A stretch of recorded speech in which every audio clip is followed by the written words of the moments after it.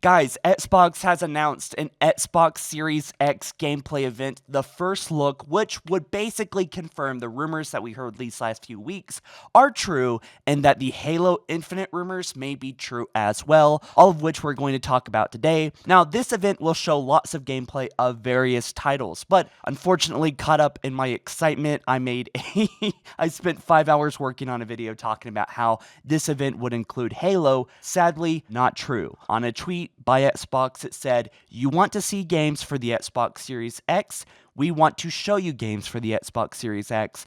Check out first look next-gen gameplay from our global developers partners with an Inside Xbox on Thursday, May 7th at 8 a.m. Pacific time." Now, what I didn't notice the first time or didn't pay enough attention to was the global partners part, meaning basically that this event won't have Halo, it will only have third-party games. That is the point of this event. Community manager Brian also said in response to excitement over this with Duquesne that it's actually third-party games, and that is his understanding as well. He also says, "Indeed, it's been a long, dry stretch. Hang in there." And my mind kind of wants to fill in the rest saying, "It will be soon, just hang on just a little bit longer." But guys, you should be excited about the following news, because if this rumor was true about the event, then other rumors about Halo are true. So we're going to talk about those a bit more and what it means for Halo and its marketing here. But guys, before we move forward, be sure to like this video up, as it really boosts this video up the YouTube algorithm, up the YouTube search results, and gets this video out to other Halo fans. So the first reason why I'm excited for this event, I am sure hoping that maybe this will follow into some Halo gameplay later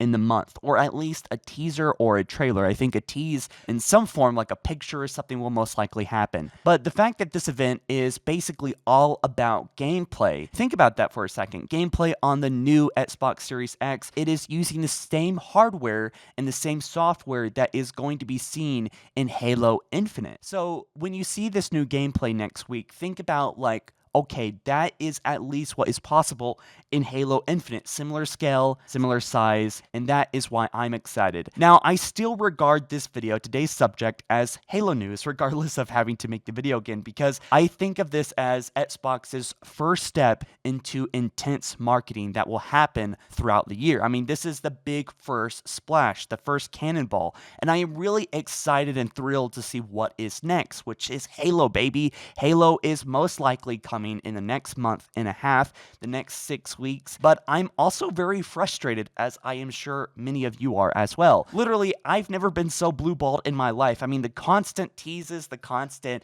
ooh, this and that, just kind of getting us so hyped, and it's just a little bit unbelievable. I've never been like this frustrated over Halo news in a long time. I want Halo news, damn it. I mean, watch us when they drop the trailer. Imagine it just is terrible objectively, but we're like, oh my god! Of course, I know we get these occasional sound effect videos that show 343 is making in-game audio, maybe some flood sound effects, maybe some warthog sound effects, but I want something juicy like you guys. I want some Halo gameplay, some real screenshots that aren't blurry. Guys, what is with the blurry images? It might be a little bit unrealistic for us to expect anything sooner than the typical E3 time. I suspect at the end of May, considering 343 has been so secretive about Halo, they will start dropping little teases in a tweet form saying you better get ready for next week. And also, I would love just another concept art image. I'm sure they have so much concept art images that wouldn't spoil anything. Just give us something, 343. But I suspect that even when 343 does announce and drop all these trailers and gameplay and everything, it is going to be a lot. I think it is going to overload fans, and we are going to almost be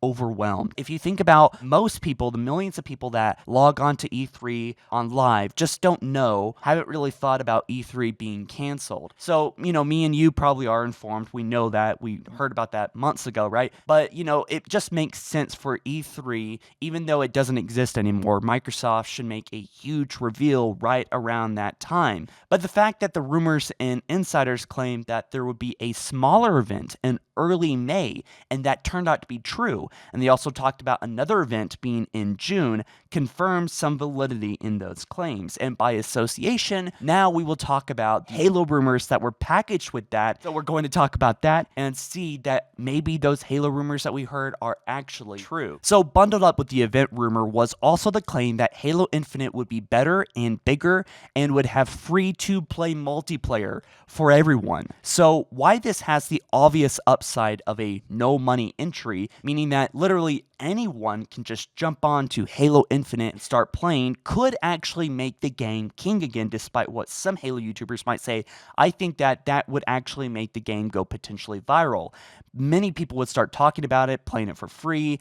People would make videos about it, talk more about it on forums. I mean, look at Fortnite, look at PUBG, look at Apex Legends. Free-to-play games, I know those are all battle royales, but free-to-play games are usually really able to get to a larger audience much easier just because there's no entry. And why that is great, this also has some really big drawbacks in some ways that I think are unavoidable with a free-to-play part of the game. Even if it's just multiplayer, it could still screw up a lot of things. And I know what you're thinking, I know what I'm thinking. Microtransactions. Halo Infinite doesn't have the best history when talking about this subject, microtransactions, since 343 has said things in the past, like saying that Battlefront 2 did it in a way that, unlike with Halo 5, which is unintrusive and player focused, which some could argue against. I argued against that statement, but my main concern isn't really that they're going to put in a bunch of malicious, predatory loot boxes like Battlefront 2 did. My main concern that is, even if 343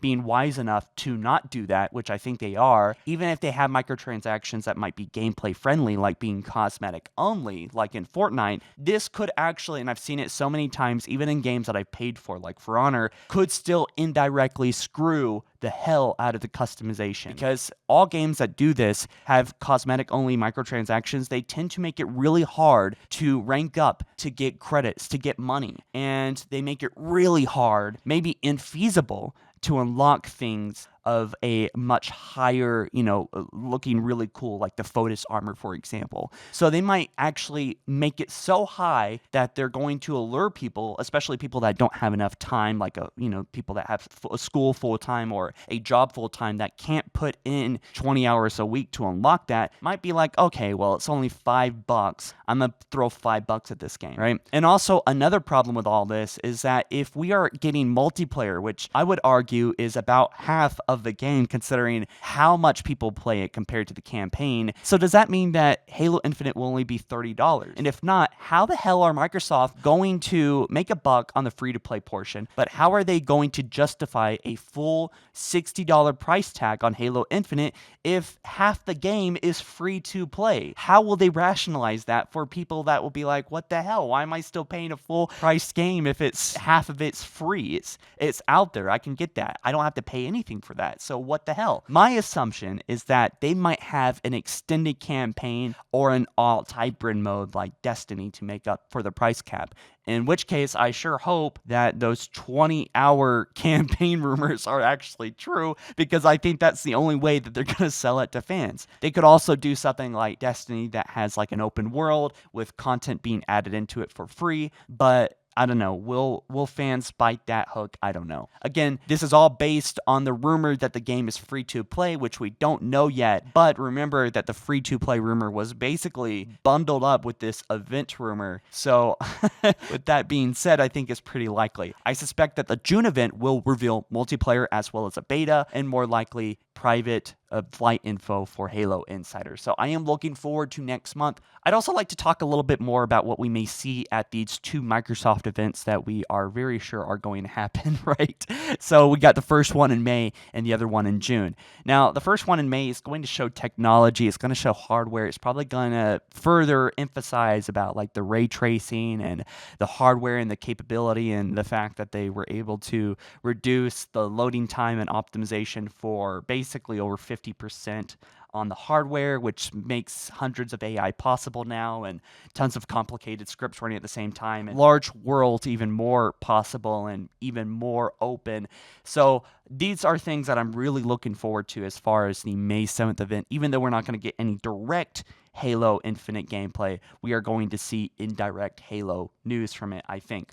Now, why I think that we are going to get a big splash in June is because of the E3 thing I talked about. Most people are going to be logging on, looking for E3, what the heck is going on with E3, and then they're going to see a big Halo Infinite drop. So that's why I think that it's going to be big, almost overwhelming. But when we do see that trailer in June, I will say we will likely get some understanding of what the story is about finally. Think about how little news we have. We have a camera panning through Zeta Halo, and then Master Chief is driving a Warthog. That's all we know about the story. Plus, Master Chief apparently lost some fight at Zeta Halo, and the pilot is sad about his family. That's it. That's all we know. That is literally everything we know.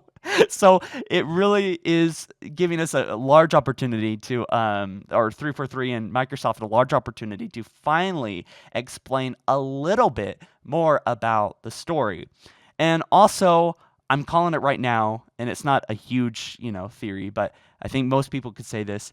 The trailers, Microsoft's new focus, it is all going to be about Master Chief. Master Chief is the star. 343 said that, even Frank O'Connor said that was the biggest lesson of Halo 5, that 343 needs to focus on Master Chief. He is the catalyst to everything. He is the main focus to everything. He is the center of Halo, and that is how it should be. And I think they also learned that Halo rings themselves need to take a center focus in Halo. We even saw that with Halo Wars 2. Now, we're also going to probably learn a little bit about Cortana's status. We know that the galaxy has been under the thumb of Cortana for many years now, about 3 years. So I'm curious to see what has happened in that span of time.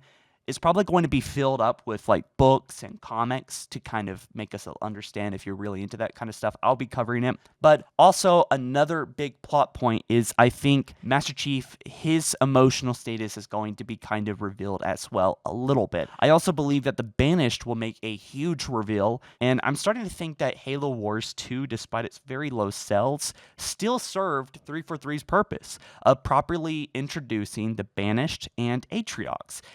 And I think that's exactly what was set up on purpose for Halo Infinite's story to make more sense, to add more context on a massive scale for Halo fans to understand, okay, Atriox is sort of like this villain and he's trying to take over the galaxy, and his motive isn't even really 100% clear. And so it's for that reason I am thinking that perhaps all of this is leading into one big splash, and I think that's going to take place in June. Guys, if you haven't already, do me a favor and smash that like button. It really boosts the YouTube algorithm, gets it out to more Halo fans, and it helps me out a ton personally. So thank you so much, guys, for watching and liking this video, and I will catch you in the next one soon. I'm so excited to cover Halo this month and next month. So let's move forward together and subscribe and hit that notification bell, and I'll see you guys soon. Take care. Peace.